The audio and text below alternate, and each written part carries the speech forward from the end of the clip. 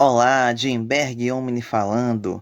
Apresento-lhes hoje a ontologia no âmbito filosófico em stricto sensu. Stricto sensu é uma expressão latina que significa sentido específico. As diferentes ontologias. Há pelo menos três ontologias distintas: ontologia nas ciências da computação, ontologia no âmbito da medicina, ontologia na filosofia, tema deste vídeo. Eu não vou falar sobre as duas primeiras ontologias, pois fugiria do âmbito deste vídeo. Por conseguinte, darei o prosseguimento em sentido específico da ontologia filosófica. Antes de a breve síntese da metafísica, lato sensu é uma expressão latina que significa sentido amplo e ou abrangente. Breve síntese da metafísica. Na metafísica em lato sensu, discorri várias posições filosóficas, a fim de obter um objeto específico. Todavia, não houve um objeto específico. O que houve foram várias filosofias da metafísica, como, por exemplo, a filosofia primeira de Aristóteles, exemplificando a metafísica como a ciência do geral, a metafísica dos racionalistas, exemplificando a perseverança da razão sobre a sensação e a experiência na obtenção do conhecimento, metafísica dos empiristas, exemplificando a perseverança da experiência sensorial sobre a razão e ou intuição na obtenção do conhecimento, e a metafísica de Kant, exemplificando a mediação das ideias racionalistas e empiristas para a obtenção do conhecimento. Enfatizo que sentido amplo não é sentido total, ou seja, sempre faltará algo a se falar. Como a ontologia é proveniente da metafísica, neste vídeo vamos ver uma extensão da metafísica, ou seja, um dos ramos da metafísica.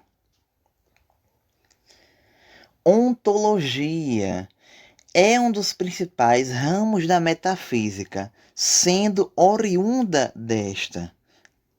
Além disso, é um dos temas tradicionais da filosofia. Os filósofos à direita são Platão e Aristóteles, dois filósofos greco-romanos da antiguidade clássica. Definições superficiais e etimologia. Etimologia é o estudo das origens e formações das palavras. A ontologia trata da natureza, realidade e existência dos entes. Falarei mais na frente sobre os entes. A ontologia trata do ser enquanto ser. Prestem atenção. Enquanto você for o que é, a ontologia estudará você. Depois disso, não mais cabe a ontologia. Origem da palavra. Embora tenha se originado na Grécia Antiga e ocupado as mentes de Platão, Aristóteles e Parmênides, por exemplo, o mais antigo registro da palavra ontologia é o latino ontologia, que surgiu em 1606 d.C., no trabalho Ogdoas Scholastica de Jacob Loherd, e em 1613 d.C., no Lexicon Filosófico de Rudolf Guckel. História geral da ontologia. Grandes linhas ontológicas consolidadas na matriz do pensamento ocidental. A ontologia do Uno, cuja ideia dominante, ou seja, há-se um consenso quando se fala cuja ideia dominante assevera ou afirma que toda a realidade procede do uno, ou manifestação do mesmo, ou que se reduza a ele.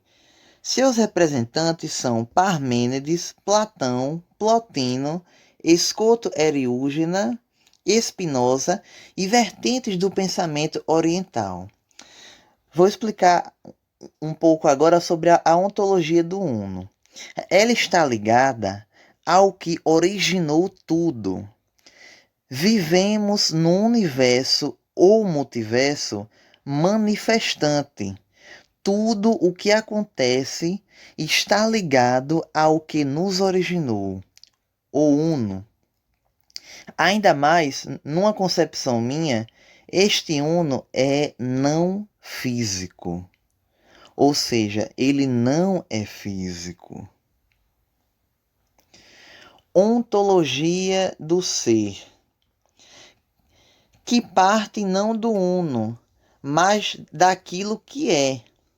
Ou seja, você, ademais, você, enquanto você é.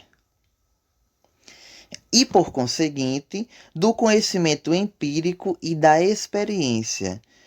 Por meio desta vertente da ontologia, o ser se diz de várias maneiras, ou seja, cada ser é único e tem características crentes próprias, cuja maior expressão é a da substância.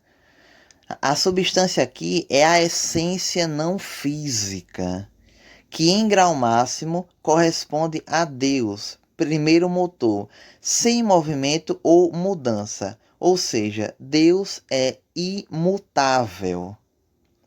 Seus maiores representantes são Aristóteles e São Tomás de Aquino, que, à luz da revelação bíblica, conceitua Deus como ipsum specie subsistent. Isto significa ser que se defende por si só. História geral da ontologia, continuando. Devir, expressão filosófica que significa tornar-se, vir a ser. Ontologia do devir ou do tempo. É a que vem se afirmando desde o início da era moderna. Seus representantes são Hegel, Heidegger e, em alguma medida, Nietzsche. Pretendem reintroduzir a dinâmica no ser e, com isto, sua oposição ao não ser, como momento de interioridade de vida e do ser. Vou explicar um pouco sobre isto. O nosso planeta Terra está sobre um tapete, o tapete cósmico temporal. Este tapete, em nossa realidade, está indo em direção ao futuro. E os seres vivos na Terra presentes estão evoluindo. Não é estática, é dinâmica. Além disso, é preciso saber diferenciar o ser do não ser. Isto é, em relação ao contexto ontológico filosófico. Mais sobre ontologia. A ontologia é considerada uma ciência que estuda o ser e os entes. Agora eu vou falar sobre ente na filosofia.